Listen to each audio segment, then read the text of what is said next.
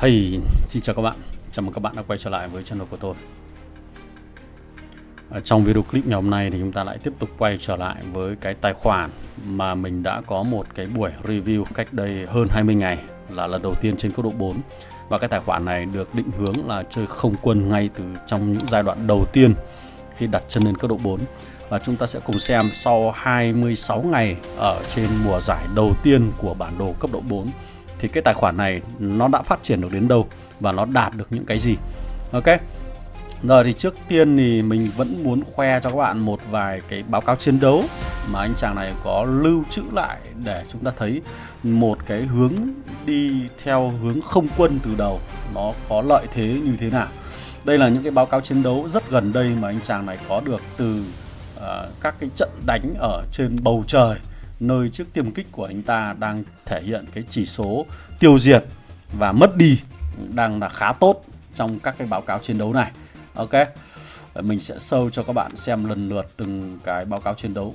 Toàn là chơi bằng không quân thôi, bởi vì là các đơn vị mặt đất và các đơn vị tàu chiến của anh ta đang không được sử dụng nhiều. Nhưng mà mình nhìn thấy là với cái báo cáo chiến đấu như thế này, chúng ta sở hữu một cái điểm chỉ số khá là tốt, đúng không? Đấy. Ok, đấy là một vài cái mà cách đây có một ngày thôi. Vẫn còn một ngày trước vẫn đang chiến đấu rất khỏe. Rồi chúng ta sẽ xem cái phần thông số cơ bản. Cách đây hơn 20 ngày thì anh chàng này mới đang chỉ dừng lại ở mức 28,4 triệu power. Và hiện tại là anh ta đã đạt được mức là 37,3 triệu power. Phòng trưng bày level 11 và VIP 13. Còn cách đây là VIP 12 thôi. Điểm chỉ số tiêu diệt trong mùa giải lần này anh ta đã sở hữu và tiêu diệt được hơn 70.000 điểm, hơn 70.000 lính trong một mùa giải lần đầu tiên anh ta tham dự. Cách đây 20 mấy ngày mình có review cái tài khoản này thì cái điểm tiêu diệt đang dừng ở mức 54,7k mà bây giờ đang là 121k, tức là gần 70.000 chỉ số điểm tiêu diệt. Ok. Rồi. Một vài cái thông tin khác về điểm chỉ số công nghệ thì cách đây hơn 20 ngày cái phần công nghệ này của anh ta mới đang chỉ dừng lại ở 4,36m và hiện tại anh ta đã nghiên cứu được thêm thành 6,4m. Đấy. Đây là điểm chỉ số lực chiến được thay đổi này. Được. Ok. Đấy. Rồi tiếp theo thì chúng ta sẽ xem cái phần quân đội của anh chàng này, xem là đã có những quân đội như thế nào. Cách đây hơn 20 ngày thì cái phần quân đội của anh ta mới chỉ dừng lại ở một đơn vị pháo Mỹ 7.1, còn lại là 4 đơn vị 7.0. Nhưng sau 20 ngày, 22 ngày ở trên bản đồ cấp độ 4, anh ta đã có được 3 đơn vị 7.1, trong đó có 2 pháo Mỹ và một đơn vị của Đảng Trật tự là 7.1. Đó. Về lực lượng không quân thì không có sự thay đổi mấy, vẫn là một chiếc tiêm kích của sư đoàn tiên phong với level 120. Lực lượng hải quân thì cũng không có nhiều sự thay đổi. Ở đây chỉ có thay đổi về mặt level của cái đơn vị tàu chiến là 7.0 và level 120. So với trước đây là 7.0 và level có 100 thôi. Ok, ở trong video này mình tập trung vào cái con tiêm kích này. Đây là cái đơn vị mà đã giúp cho anh chàng này sở hữu điểm cỗ máy và điểm tiêu diệt rất lớn ở trong mùa giải lần đầu tiên anh ta tham dự. Và đối với đơn vị tiêm kích này, mình ở trong cái video clip lần trước mình review thì anh ta mới chỉ có mức hỏa lực là 919k, thì hiện tại đang là 1.06 triệu điểm hỏa lực. Và độ bền là 277k, thì bây giờ đang nâng mức độ bền lên thành 323k. Đó. Và phần linh kiện có sự thay đổi một chút. Ở đây anh ta có khoe mình một cái phần linh kiện mà anh ta đã tìm được nhưng hiện tại chưa đủ nguyên liệu để chế, đó chính là cái này. Đây là cái mà đã khiến cho tài khoản này cực kỳ may mắn. Anh ta được định hướng chơi không quân từ đầu và hiện tại anh ta đã tìm được một món đồ đầu tiên, đó là cái khẩu pháo của chính chiếc tiêm kích.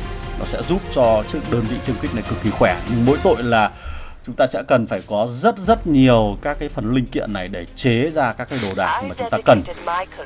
Và nếu như mà trong giai đoạn mùa giải cấp độ 4 thứ 2 mà anh ta đã có đủ cơ hội để chế tạo chiếc khẩu súng này thì cái đơn vị tiêm kích của anh ta cực kỳ là khỏe đó.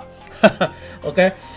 Rồi chúng ta sẽ xem tiếp theo là phần sĩ quan. Ở cách đây cái video clip trước thì anh ta đang chưa có nài ngựa, mới chỉ dừng lại ở cái điểm kỹ năng là 4, 5, 2, 1. Còn hiện tại thì anh ta đã đánh thức được cô nàng này rồi. Còn anh chàng trong quầy rượu này thì do là trong một chu kỳ vừa rồi chúng ta chưa có được cái phần mở tướng quầy rượu tiếp theo, cho nên là mình chưa có thêm được những cái kỹ năng của anh chàng này. Còn nếu như mà chúng ta trải qua được cái cái phòng quầy rượu của lần tới thì có lẽ là cái điểm cái mức level của các kỹ năng của anh chàng này sẽ được nâng lên so với cái lần trước. Đấy, như vậy là bộ sĩ quan về các đơn vị mặt đất vẫn không có gì thay đổi. Trong đó thì anh ta sẽ dồn toàn bộ tượng vàng vào cái cô nàng này mất rồi. Đó. Thì là cái đơn vị tiêm kích này của anh ta hiện tại đang là 3.65 triệu điểm lực chiến. Và có cái phần màu vàng này khá đẹp. Cách đây hơn 20 ngày thì anh ta chưa có cái điều này. Và theo như nhận định của một số người chơi trong cái chiến trường này thì cái tài khoản này đang có cái đơn vị không quân rất khỏe hơn rất nhiều so với những người chơi khác. Ok. Rồi còn một cái phần muốn cho các bạn xem đó là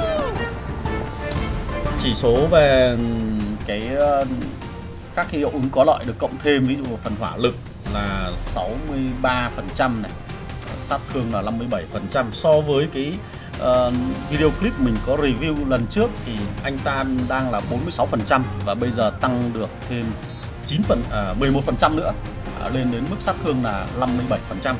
Và kháng sát thương thì cũng được tăng thêm một cỡ tương tự từ 39,5% cho đến 50,5%. Chúng ta sẽ cùng xem cái phần hiệu ứng có lợi được cộng thêm cho đơn vị không quân của anh chàng này, của phe sư đoàn tiên phong này. Nó bấm vào đây chúng ta sẽ thấy là kháng sát thương và phần sát thương tuyệt vời. Ok. Đó, rồi và đây là những cái thứ mà có sự thay đổi. Còn nhiều người khả năng là cũng muốn xem thêm về cái sự thay đổi của bảng xếp hạng cỗ máy chiến đấu ở trên này, thì do anh ta là khá lười để có thể tham gia chiến đấu ở trên cấp độ 4. Mới lại do lực lượng không quân của những người chơi ở trên bản đồ này không còn được sử dụng nhiều ở trong cái quãng thời gian còn lại của bản đồ. Thế cho nên là anh ta không có kiếm được nhiều cái điểm tiêu diệt hơn nữa. Thì hiện tại là đóng góp ở trong liên minh chúng ta đang dừng lại vị trí hạng 7 và cỗ máy chiến đấu thì bị tụt ra ngoài top 30 rồi. Khá là đáng buồn, và nếu như anh ta chăm chỉ hơn một chút nữa thì có thể là leo cao hơn thì chúng ta sẽ có cái để khoe cho các bạn tốt hơn. Ok. Đấy, và hiện tại là cái liên minh này đang đứng top 1 của bảng danh tiếng. Mình chưa rõ, nhưng mà tuy nhiên là đứng top 1 như vậy nhưng mà rất tiếc là liên minh này đã bật cái phần tấn công bất ngờ, thành ra là cái điểm top 1 này cũng hơi buồn các bạn ạ. Tuy nhiên đấy là cái việc thắng thua này có phụ thuộc vào những người chơi khác trong liên minh, nhưng mà hiện tại là đối với những người chơi như chơi dạng cá nhân như chúng ta thấy là cái việc đi theo một cái con đường là đẩy toàn bộ những cái đồ mà mình kiếm được vào đơn vị không quân. Đó, lần đầu tiên có lẽ là một trong số những cái lối chơi mà cũng nên cân nhắc dành cho những cái người mà chúng ta đã từng trải ở những cái mấy chủ trước. Rồi, ở cái video clip trước mình có nhận được một cái phản hồi của một bạn là cái video đó tại sao lại hướng dẫn người chơi không quân từ đầu mà không thấy có bất cứ một cái hướng dẫn nào. Thì xin thưa các bạn là cái việc mà xem một người ta chơi từ đầu như thế nào cũng là một cách học. Và như các bạn để ý thấy là toàn bộ những cái thùng hàng, ví dụ như này, là chúng ta tìm được là chúng ta sẽ dồn toàn bộ vào không quân. Những thùng hàng bao gồm cả cờ lê, chúng ta cũng lấy cờ lê của không quân, bánh răng rồi là cấu kiện chúng ta cũng lấy toàn bộ của không quân. Đây là cái việc mà chúng ta phải tập trung.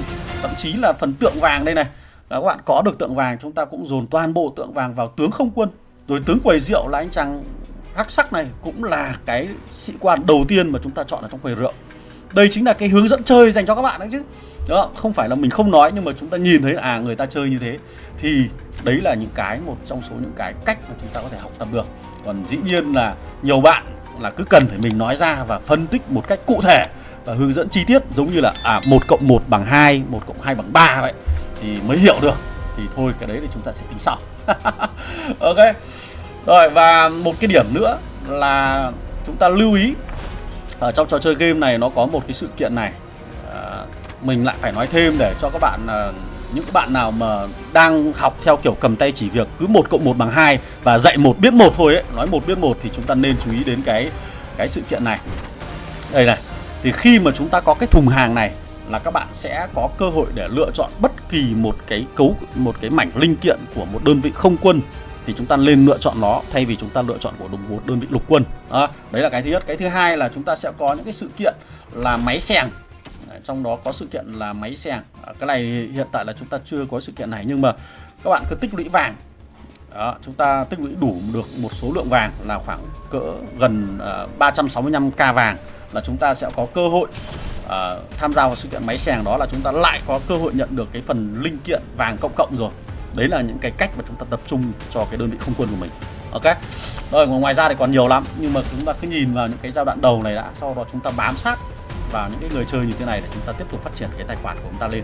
Và nó cần phải có một cái lộ trình theo thời gian, và đây là tập 2 và mình sẽ hẹn gặp lại các bạn ở trong cái mùa giải tiếp theo của cái tài khoản này để update cho các bạn thêm xem là anh ta đã đạt được những cái gì, anh ta chơi như thế nào, và chúng ta sẽ rút được những bài học kinh nghiệm gì của anh ta sau cái quá trình mà anh ta chơi một quãng thời gian dài như vậy trong trò chơi game.